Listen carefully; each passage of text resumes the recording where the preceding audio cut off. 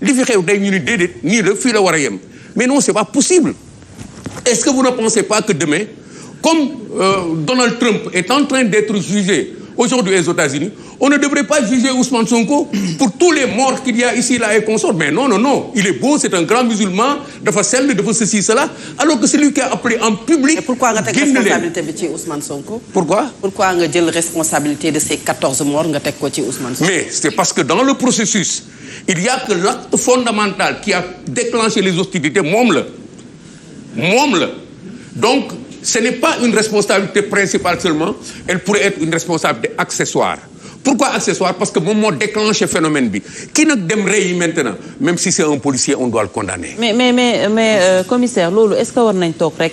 est-ce que war nañ toog rek situer les responsabilités aussi légèrement alors que au même moment on sait que État du Sénégal tegoon na commission d'enquête pour justement leeral ces 14 morts et pourtant il y a eu rien derrière. Moi je peux le comprendre ma grande. L'État du Sénégal dafa ay responsabilités bokkul ak sunu responsabilité. En 2021 bi muy wax naan commission d'enquête son rôle était double. Il lui fallait dire ça mais il lui fallait rendre le pays tranquille. Il fallait que mu dox téyewaat alors que ñeneen ñu ngi xam pour réew mi tàkk il faut que moom mu dox téyewaat réew mi pour jàmm amat fi loolu mënut ànd. loolu mënut ànd kon da ngay dem ba téye nag léegi et je vous assure rien n'a été oublié. Mais la responsabilité première monsieur Keïta. C'est quoi? Est-ce que du État pour éclairer Sénégalais yi ci li nga xam ne moom moo jëm ci kat. Non, au lieu de toog nii rek. C'est une responsabilité permanente. C'est pas une responsabilité première. C'est une responsabilité permanente que de devoir éclairer les Sénégalais. Mais toute chose en son temps. Parce que tey li nekk ci penc mi lan la il faut faire de sorte que la paix soit là n'est-ce pas dañ koy wax fii léegi. L'apaisement. Vous avez toute la société civile qui dit non, non, non, non, waxtaan, non, ceci, cela. Ça veut dire que des gens se sont débrouillés pour créer l'instabilité ici. L'État doit tenir. D'accord. Mais si demain, l'État ne revient pas à rappeler que lii dafa war a leer, l'État aura tort. Quel que soit l'aboutissement, l'État devra nous ramener à situer les responsabilités par rapport à tous ces morts-là. La preuve, les gens sont allés chercher solution ailleurs. Et personne ne leur reproche. Les parents des 14 garçons qui sont décédés sont allés chercher solution ailleurs. Et personne ne leur reproche. Ils sont allés titiller les institutions internationales. Et personne ne leur reproche. L'État devra les suivre. C'est pourquoi je dis, li fi xew tey démb la woon. Il ne faut pas que tey ñu wut ay motifs pour évacuer loolu. Ba noppi nag léegi on fait le procès ailleurs. Le procès, quand on doit le faire, on doit dire diw moo def lii, diw moo def lii, diw moo def lii, diw moo def lii. Pour yow au même moment Sénégal ñu bëri ñu ngi jàpp ne que en tout cas une partie de l'opposition ne que respecté wuñu seen ak seen yelleef lii de état de droit peut-être ñu ngi jàpp ne que dañ ko piétiner président de la République taxaw démb ci discours am adresse à la nation tendre un peu la main aux forces vives de la nation à l'opposition en quelque sorte pour un dialogue peut-être sincère est-ce que mën nañ jàpp ne que dialogue boobu moo opposition bi daan am issue.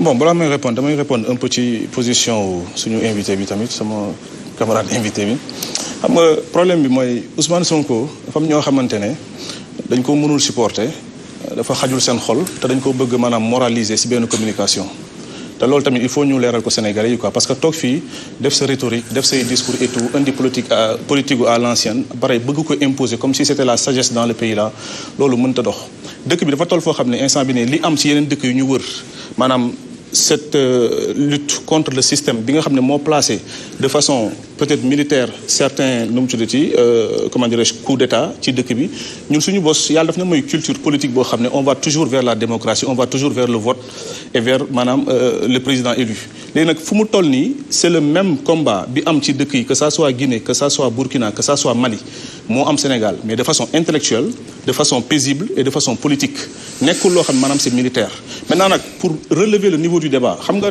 toog pour wàññi nit ne ko relever le niveau du débat te yow li ngay débat c'est à l'ancienne li ngay débat maanaam c'est 63 ans derrière donc ça veut dire que instant bi nii nekkoo actuellement dans l'actuel et man je suis dans l'actuel instant bi nii maintenant pour répondre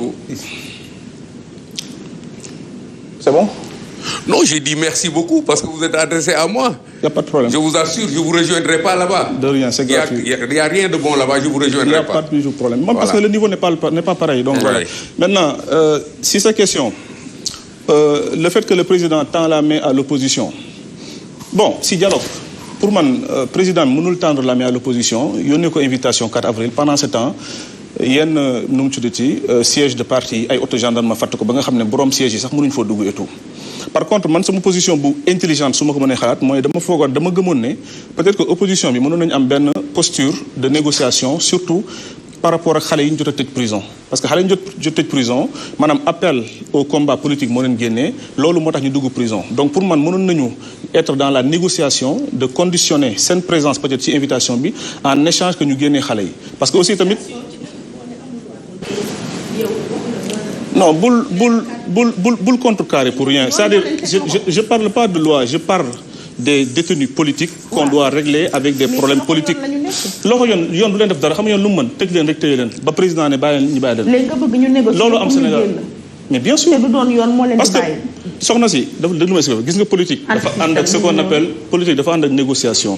politique dafa ànd ak waxtaan Macky Sall su demee ba wootee dialogue parce que xam na ne que dialogue mooy politique que xam na ne dialogue mooy négociation maanaam soo demee ba dëkk nga diriger ko maanaam mu am benn tension il est normal que nga woote dialogue dialogue bi y a des contreparties y a ce qu'on appelle des compromis bon xëj na xamoo loolu mais man mi def politique xam naa ko. non c'est juste pour t'expliquer bi amul yoon sànq. non soxna si instant yi da ngay fàtte débat bi da ngay pour ñu mën a bàyyi man xam nga su ma la nee dëgg amul yoon su ma la nee dëgg amul yoon da nga may poser mes causes personnelles yu ma dund ak yoonu Sénégal pour nga xam ko mais posé wu ma loolu da nga dégg rek la phrase après nga dépassé ko man dama ne pour répondre à nee na Aïcha dama ne que opposition bi mënoon nañu am benn taxawaay boo xam ne ak stratégie boo xamante ne ci appel au dialogue Macky Sall ci invitation Macky Sall mënoon nañ ci fexe xalaat xale yu ñu jot a tëj prison ñu fexe nu ñu leen génnee parce que tey plus de 600 jeunes yoo xam ne maanaam si weeru koor bi seen yaay yi sonn seen papa yi sonn et tout il est temps que opposants yi am benn xalaat boo xam ne war nañ mën a libérer et c'est noble et c'est normal man loolu mooy seen position si loolu maintenant quant à que Macky Sall woote dialogue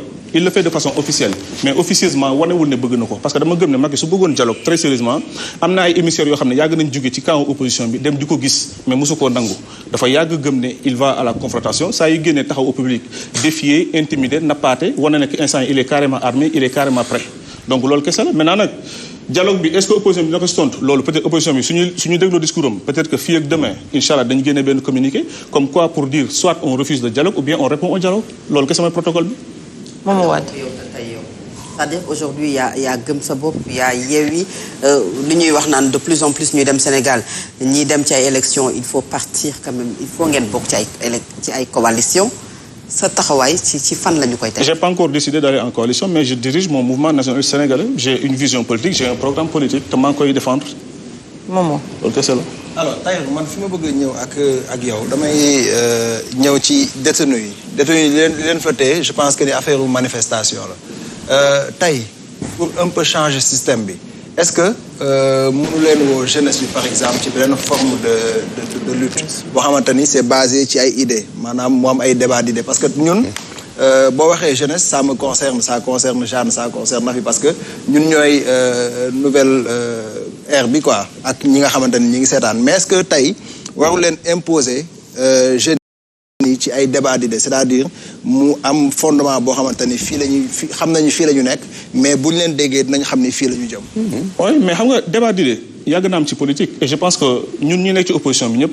ku si nekk donc yéen seen système bi ngeen di incarné yéen ngeen andil ñu c'est-à-dire li ngeen bëgg Sénégal doxee ko fii ak 2024 moi je parle de ça parce que tey boo jugee 2019 nekk ci système bi 2023 egg gu ñu 2024 nga génn système bi am na lu la poussé à ce que nga génn ci système boobu noonu alors li la fa génn est-ce que mënoo ñu ko imposer ñun ci ay idées c'est-à-dire ci ay dialogue ci ay waxtaan boo xamante ne ñun dinañ ko mën a dégg mais pas que mu fondé ci parce que da nga ma suivre politiquement moo tax mais Sénégal ku fi politique fii laa la wax je dis bien ku fi politique à part Macky Sall nangul nga ma sama xam-xam parce que consultant politique là te on me consulte sur des affaires politiques ci dëkk bi fii et je dis ça je le dis fièrement ici te du ma la wax tour mais ñëpp laa lay wax ñu fi bëri ñu ngi toog fii di def conférence de presse maa leen liggéeyal seen conférence de presse ñu fi bëri ñu ngi toog fii di def ay sorties man maa leen liggéeyal seen sorties donc il faut nga jàng ma nga xam ma da ngay dem YouTube nga tapé sama tour di nga gis toutes les émissions tu verras tous les arguments que je pose comme un candidat de l'antisystème comme un candidat du nationalisme sénégalais donc il faut nga xam ma loolu kese la maintenant bu dee débat d'idées kenn ëpp ma di idée ci arène politique bi fii nii Sénégal je suis le plus jeune ñu fi nekk ñëpp ku si nekk bëgg nga ma am sa ginnaaw mais gëm sam bopp gëm sama idéologie gëm li ma bëgg ci Sénégal moo tax nangu ma ranger ci kenn maintenant nag am naa ci ay xarit am naa ci ay grand frère maa ngi waxtaan ak ñoom. alors ci fi nga jaar puisque wax nga sa jaar bi ñu ciy gën a jàpp mooy bi nga mujjee muy parti réew mi. voilà mës a nekk. mës a nekk alors tey gis nañu li nga xam ne moom moo fa am Diatara ministre des sports bi nga xam ne dindi nañu ko ci numéro 2 bi mu nekkoon ci parti réew mi. tout après daanaka ay waxtu rek le président Idrissa Seck def un communiqué waxtaan pour souhaiter askan wi fête d'indépendance wax ci li nga xamante ne moom la ci wax également jëm ci ne ginnaaw Macky Sall indi na Coupe d'Afrique man maa ngi leen di laaj fii ak 4 ans pour ni mu indee Coupe du Monde. effacé ko encore un autre poste boo xam ne il est allé plus loin il a parlé de l'environnement il a parlé d'autres secteurs en plus également du sport que mi ngi laaj Sénégalais yi pour ñu dénk ko sa idée ak sa xalaat bi nga tàgg léegi ci sa bopp yow naka nga jàngatee loolu. bon ni moo ko jàngatee ci diggante peut-être comme Idrissa ak Macky ak Idrissa ak Yankhoba Diattara loolu laa comprendre bon bu dee Idrissa ak Macky xam nga Idrissa instant bi nii soo defee taxaw seetlu c'est l'unique candidat éligible du système heure bi nii soo xoolee tous les autres candidats pro-système ils ont des problèmes judiciaires ba si Macky Sall il dit instant bi c'est l'unique candidat du système maintenant am na lu mu diggee woon ak Macky Sall xëy na maanaam pour diriger la coalition Benno Bokk Yaakaar te li ma gëm mooy que du ko mës a téye parce que Macky Sall xam naa ne même bu dee dafa déclaré du ba dem pour une 3e candidature du Idrissa Seck lay tànn pour jox ko Benno Bokk Yaakaar c'est clair parce que Idrissa amul mérite bi te cheminé wu ko aussi liggéeyu ko donc voilà. Comme ça. J'ai pas compris. Idrissa liggéeyu ko amul mérite bi. non parce que pourquoi parce que biir APR. Amadou Ba moo gën a méritant pour diriger Benno Bokk Yaakaar même si que je suis pas pour APR. Aly Ngouille Ndiaye moo gën a mérité pour diriger Benno Bokk Yaakaar pourquoi Idi wala jóge fële rek parce que c'est le candidat du système hydraulique. dafa am ay gaz yoo xam ne daf ko joxoon est-ce que aussi du lu ñu war a respecter dina nekkati mbiru mérite. respecter ok bon de toute façon loolu sa njort la mais je suis sûr et certain que même bu Macky joxee ay gaz Idrissa du lu muy respecter loolu c'est sûr maintenant Idrissa pour man dafa biddanti en fait quoi je m'explique biddanti mooy. nga toll fi nga xam ne que foofu la Sénégalais war a mën a gën a bàyyee xel wala gën a truqué nga dem ànd ak ki nga xam moom nga doon xeex xam nga man j'ai l'habitude de le dire man Idrissa bàyyiwuma ko dañ taxoon fenn di xeex moom moo quitté le champ de bataille dem fekk ñu doon xeex donc c'est comme ça léegi nag dem na fa xam na que ni instant bi nii ñu mu yóbbaale ñëpp la moitié ils vont pas le suivre su génne ba si Diatara en fait pour parler de lui. il savait que Diatara du ko mës a topp c'est ce que vous voulez dire. non peut-être ba muy dugg xamu ko mais léegi xam na ko. parce que instant bi su génnee destituer Diatara et tout maanaam c'est pour prendre les devants loolu kese la parce que honte bi muy bañ mooy maanaam moom mu def déclaration mu génn et tout ñu xam ne Diatara est toujours ministre Ali Saleh est toujours ministre mais Diatara instant bi nii Idrissa mënu ko yokkal dara parce que ambition Diatara fenn la plafonné woon muy maanaam ministre Macky def na ko 2 fois ci gouvernement donc pourquoi muy génn maanaam di errer du chemin politiquement ci Idrissa amul sens am na ful la toog su ko neexee. vous êtes en train de minimiser bu ñu la déggee Idrissa Seck ak fi mu jaar. ak li nga dund ak moom. j'analyse politiquement c'est-à-dire il faut pas amener le débat dans un côté émotionnel politicien là je suis un homme politique j'analyse politiquement da nga ma laaj question ma poser le politiquement sama relation personnelle ak sama relation Idrissa man ak moom xamante nañu suñu bindante wala di déggante loolu xamante nañu mais quand je suis publiquement là je dis honnêtement et foncièrement et sincèrement li ma xalaat ci sama analyse. en tant qu'analyste alors en tant que ni nga ko non en tant qu'analyste j'ai déjà analysé c'est fini. je termine alors. ok est-ce que jàppoon ne bu fekkee ne présenté na candidature moom Idrissa Seck mën na yóbbaale quand même ñeneen ñoo xam ne dañu bokk ci système bi ñi nga leen jàppee ñu nekk ci système bi nekk ci pouvoir bi mais ils sont des anti 3e candidature. nag mën nañu yóbbaale. oui.